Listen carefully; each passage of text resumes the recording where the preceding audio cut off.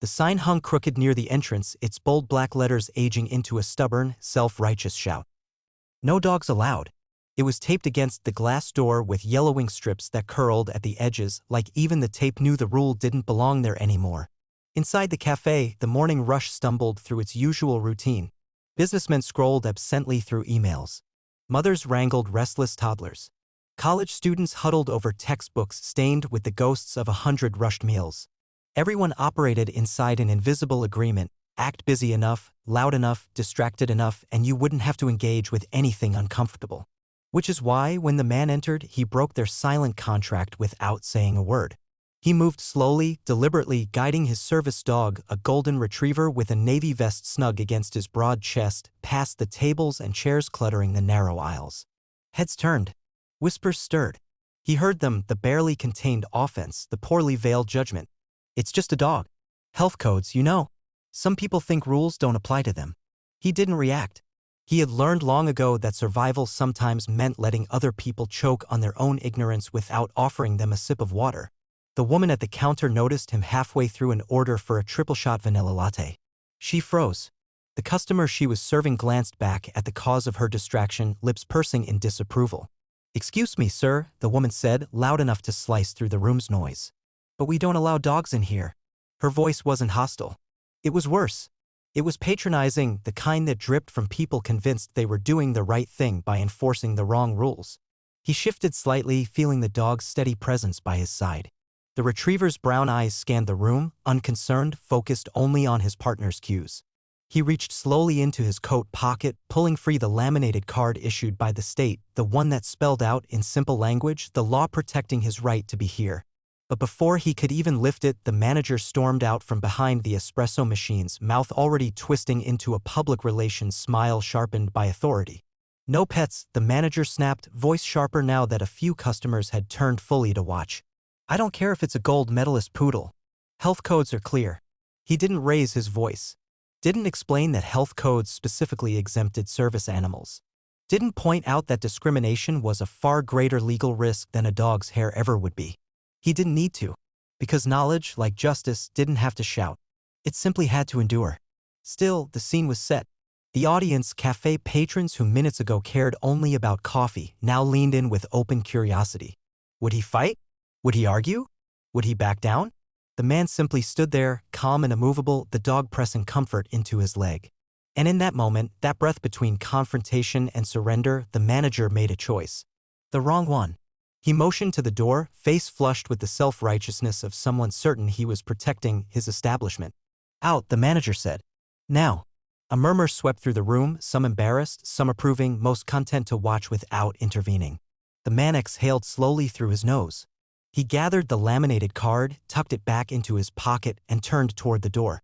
Not because they were right, but because he knew battles were chosen for effect, not ego. The bell jingled again as he stepped into the morning light. Behind him, the door swung shut, sealing the cafe back into its small, curated world. The manager slapped his hands against his apron as if brushing off some unseen threat. The patrons slowly returned to their screens, their coffees, their polite ignorance. No one noticed the small gold emblem pinned to the inside of the man's jacket as he adjusted it, the seal of the state court system, the mark of someone who didn't just interpret the law, but lived it. No one cared enough to wonder why his dog was so calm, so trained, so necessary. And no one, not a single person in that cramped little cafe, realized that tomorrow, when the summons arrived, when they stood awkwardly in front of a bench 10 times grander than their glass counters and hand-scrawled signs, the man they had turned away would be sitting there. Not a customer, not a petitioner, the judge. And he would remember. Not with anger, but with the kind of precise, deliberate clarity that the law demanded and humanity too often forgot. Because justice, like dignity, wasn't something you granted to the people you found convenient. It was something you owed to everyone, especially to the ones you never thought you'd answer to. The cafe reopened the next morning like nothing had happened. Fresh pastries filled the glass cases. New batches of coffee brewed in humming machines. The sign on the door still hung crooked, still declared its archaic decree, "No dogs allowed." Inside, the same patrons trickled in. The same small-town conversations buzzed in the corners, complaints about traffic, gossip about neighbors, debates over football scores. Nobody mentioned the man with the dog. Nobody acknowledged the tension that had hardened the air just hours before.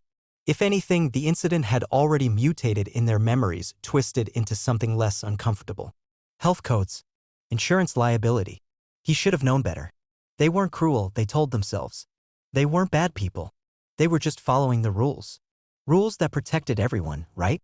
Except the rules they clung to were less about cleanliness and more about control.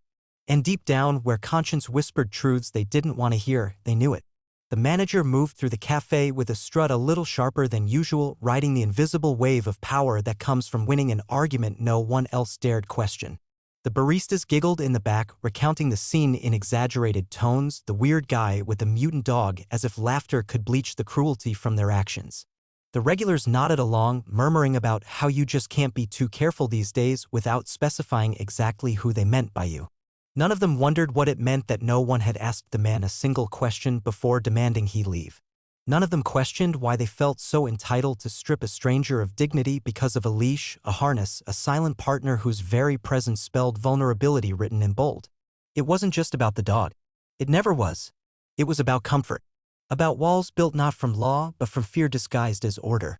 About the unspoken belief that spaces were only safe when they excluded anything or anyone that didn't fit neatly into the picture they had painted for themselves. The prejudice wasn't shouted from megaphones. It didn't wear the obvious ugliness of slurs or fists. It lived in signs taped to glass, in clipped tones at service counters, in the soft, smug certainty that certain people, and by extension their needs, were just too much trouble. And like all rot, it spread quietly through the foundation. That morning, as the manager took his place behind the counter, he barely noticed the envelope slipped under the door. Heavy cardstock. Official seal. He slid it open with a butter knife, reading the first few lines without comprehension. Notice of summons. Appear before the county courthouse. Respondent, Uptown Cafe. Cause, alleged violation of ADA Title III. The words slid like ice down his spine. He reread the paper 3 times, but the ink didn't change. At the bottom, above the formal signature of the clerk, was the presiding judge's name. A name that sounded vaguely familiar. A name he had glanced over yesterday, just another obstacle between orders. A name he had dismissed as unimportant. Because he hadn't seen the man. Not really. He had seen a problem. A disruption. An inconvenience wrapped around a leash. And now, standing in his tidy, polished cafe, his palms sweaty against the slick paper, the manager realized something with stunning clarity. The man hadn't needed to shout, hadn't needed to argue, because real power didn't come from who shouted the loudest. It came from knowing when to let people bury themselves with their own ignorance. And he had. Perfectly. Across town, the man sat at his own table, the morning sun catching the badge tucked into his breast pocket, his golden retriever snoozing peacefully at his feet. He sipped his coffee slowly, feeling no need to rush. Justice, he knew, moved at its own pace. And when it arrived, as it always did, eventually, it didn't knock. It walked right through the door. The courthouse didn't loom the way it did in movies. There were no sweeping marble steps, no grand columns polished to a mirror shine. It was simple. Brick. Functional. Unimpressive to anyone who judged power by appearances. But inside, within those plain walls, the real weight of justice lived, heavy and patient and inevitable. The cafe's manager arrived early, dressed in his best suit, hair slicked back, hands clammy despite the coolness of the morning air. He clutched a battered folder packed with hastily printed explanations, copies of health codes, customer reviews praising the cafe's cleanliness, internal policies scribbled the night before like a crumbling defense. None of it would matter. Not here. He shuffled through security, heart hammering against his ribs, and followed the signs to the hearing room. Inside, the walls were bare, save for the state flag hanging limply in the corner and the seal of the court mounted above the bench. A few rows of wooden pews lined the back, half empty, half filled with a scattering of spectators, law students, activists, the curious few who always seemed to find their way to places where real change might happen. At precisely 9 o'clock, the door behind the bench opened. The judge entered, the man they had dismissed so casually, so carelessly. Gone was the soft jacket and civilian posture. Now he wore the black robe that erased all titles but one, authority. The courtroom rose in instinctive deference, a tide of respect that no dogs allowed sign could ever command. He took his seat, adjusted his glasses, and looked down over the rim of the bench. His gaze was steady, unhurried, devoid of anger but full of something even more dangerous, purpose.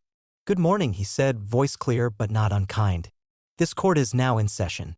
The manager's attorney, a young man with 2 bright eyes and a mouth that moved faster than his brain, rose first, launching into a speech about reasonable health concerns, unintended misunderstandings, long-standing policies that simply hadn't caught up to modern regulations. He spoke of how hard the cafe worked to maintain standards, how they couldn't risk contamination, how important it was to protect the comfort of all customers. The judge listened without interruption, his expression unreadable. When the attorney finished, satisfied with the neatness of his argument, the judge turned to his own clerk, who passed him a file. He flipped it open slowly, carefully, like peeling back the layers of a wound. "Are you aware," the judge said evenly, "that under the Americans with Disabilities Act, service animals are not considered pets and their access cannot be restricted except under extreme and provable circumstances?" The attorney blustered, stumbled, muttered about technicalities. The judge waited. Silence stretched until it became unbearable. "Are you further aware," the judge continued, "that failure to accommodate a service animal is considered discrimination under federal law and that ignorance of the law is not an acceptable defense in this court?" The manager's face drained of color. Still, the judge wasn't done. He leaned slightly forward, not with aggression but with the full, quiet force of a man unmasking the truth. "This case," he said, voice dropping into something deeper, something that filled every corner of the room, "is not about health codes. It is about dignity. About the right of individuals with disabilities to exist in public spaces without having to beg for permission." No one moved. No one breathed. "You turned away not just a man," the judge said, "but the law itself." The words fell like hammers, deliberate, precise, inescapable. "And because of that," he concluded, tapping his gavel lightly against the bench, "you will face consequences." He listed them calmly, methodically. Mandatory sensitivity training for all cafe staff. Substantial fines for the violation. A formal public apology to be issued and posted both physically at the cafe and online. And, the judge added almost as an afterthought, the sign must come down immediately. The courtroom rippled with the weight of the ruling, not loud, not explosive, but deep enough to shift something fundamental in everyone who witnessed it. The manager nodded weakly, throat too tight for words. The attorney sat down heavily, defeated. And the judge? The judge simply straightened the stack of papers on his bench, calm and unshaken. Because for him, this wasn't personal revenge. It wasn't a spectacle. It was restoration. A reminder that justice wasn't about punishing ignorance. It was about refusing to allow it to win. As the gavel struck one final time, sealing the ruling into history, the judge's service dog stirred quietly at his feet, tail thumping once against the floor in silent, steady approval. The courtroom emptied slowly, the lesson lingering heavier than the echo of footsteps. Outside, the sun blazed brightly, indifferent to the small revolution that had just taken place inside four simple brick walls. But for those who had been there, who had seen rules rewritten not with rage but with quiet, unstoppable truth, the world tilted slightly, undeniably, towards something better. And it had begun not with a protest, not with a fight, but with a man standing still, letting the law speak for itself. The morning after the ruling, the cafe opened its doors under a sky that felt heavier than usual.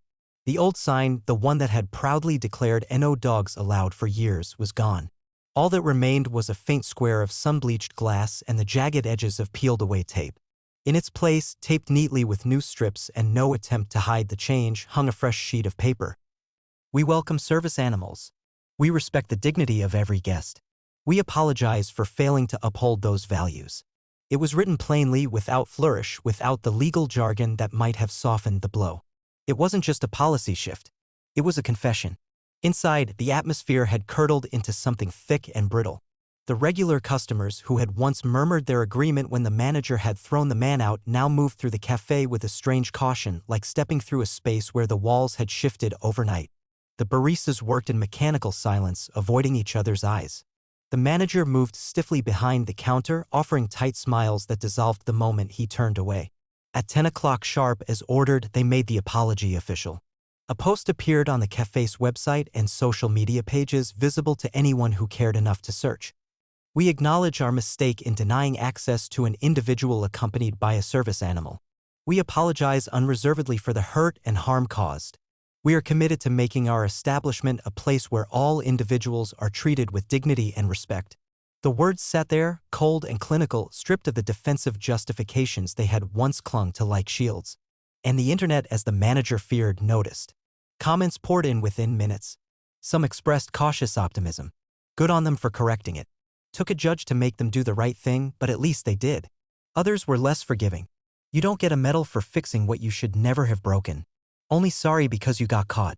The apology they had posted to satisfy a legal mandate now became a mirror reflecting every choice they had made back at them, magnified under the relentless light of public scrutiny.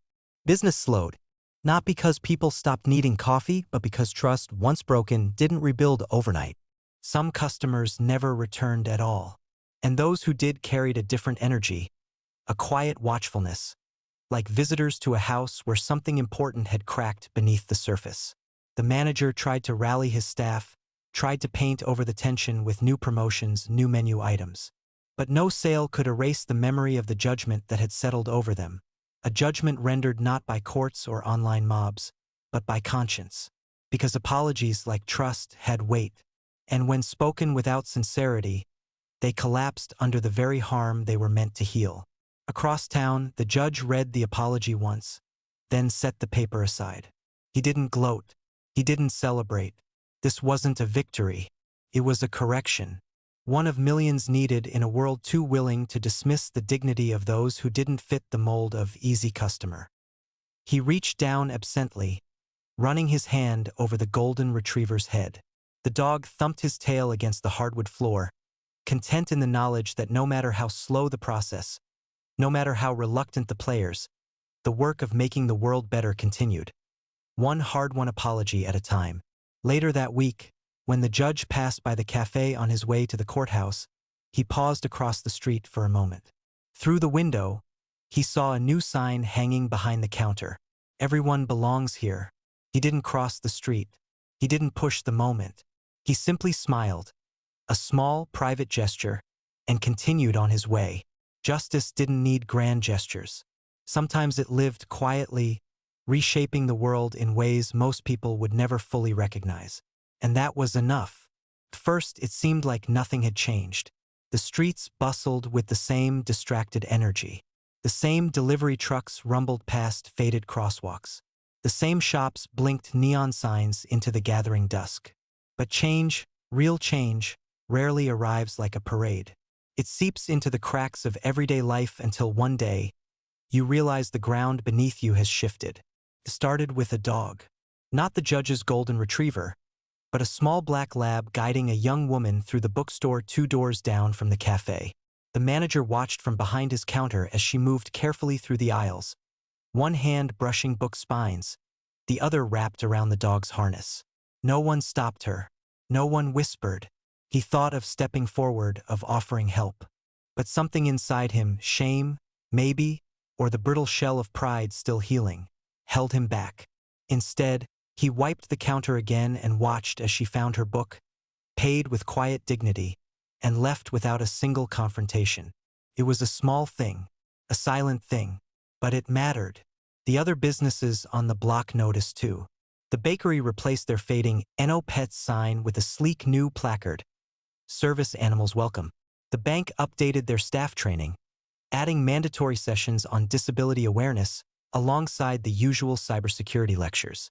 The local diner rewrote its employee handbook, including sections that had never been there before, sections about respect, inclusion, and the quiet power of assuming dignity first. The ripples spread outward, invisible to those who didn't know where to look. But for the people who had once flinched at every doorway, at every sideways glance, the difference was unmistakable. They moved a little easier now, held their heads a little higher. It wasn't perfection. There were still bad days, still moments when old habits flared to life. A clerk hesitating, a patron frowning. But the difference was in the response. Now, when mistakes happened, apologies were quicker. Understanding was closer. The assumption of belonging rather than exclusion took root and grew. The cafe itself changed too. Slowly, painfully, like a tree bending under heavy winds and finding new ways to stand. They added a ramp at the entrance, replacing the crumbling 2 steps that had long been a barrier no one talked about. They hosted a fundraiser for a local organization that trained service dogs, donating every tip collected over a weekend. They started hiring differently, valuing patience, empathy, and experience over empty smiles and fast hands. Not because they were forced to, because somewhere along the way they realized that compliance and compassion weren't enemies. They were allies. They realized that dignity wasn't a line item on a balance sheet.